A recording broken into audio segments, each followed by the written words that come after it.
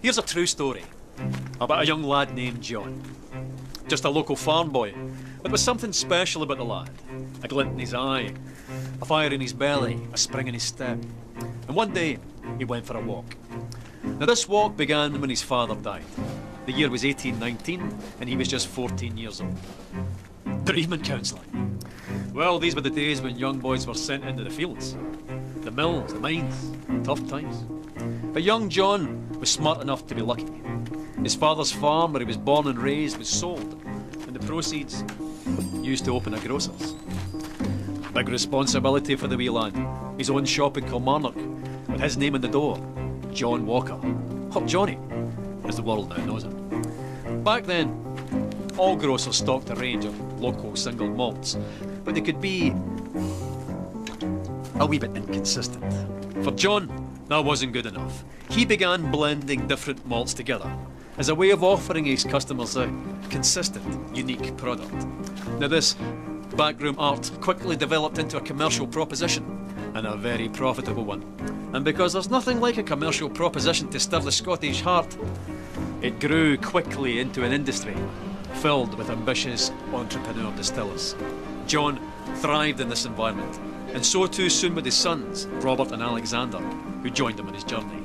The Walkers became the biggest name in a rapidly growing industry. They were unstoppable.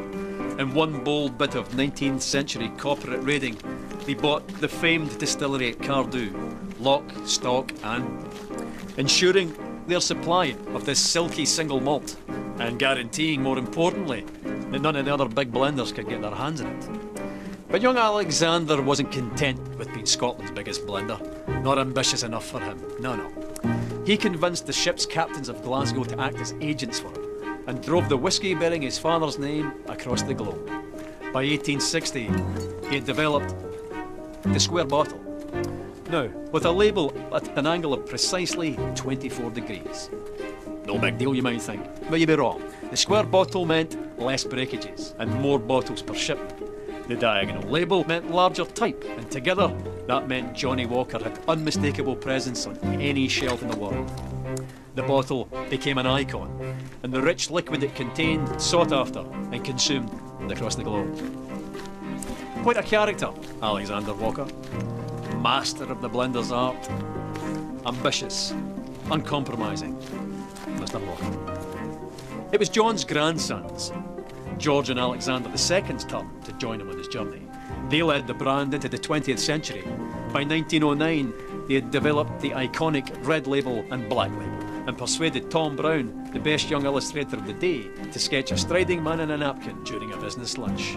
In the stroke of a pen, the Victorian grocer was transformed into an Edwardian dandy. By 1920, Johnnie's walk had taken him through 120 countries, and he continued walking through the brand's advertising over the next 50 years, into the fabric of global culture, deep into the dark hearts of several wars, to the pleasure palaces of the aristocracy, immortalised by screen legends, celebrated by filmmakers, singers, songwriters, novelists, shoulder to shoulder with the great sportsmen of the age. Winning countless international awards for quality, and even being awarded the Royal Warrant by King George V. No going back after that. Not that going back would even have occurred to Johnnie, or any of his family. By the end of the 20th century, the familiar red label and black label were joined by the green label, the gold label, and the grandest of them all, Johnnie Walker Blue Label.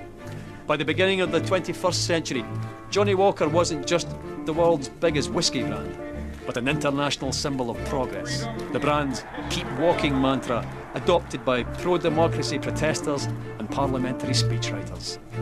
What would the farm-born Victorian grocer have thought of all of this? He'd have loved it. A Victorian farm-born grocer he might have been, but he and the family that followed him were possessed by a fiery ambition with the skill and intelligence to match. 200 years later, and Johnnie Walker's still walking, and he's not showing any signs of stopping.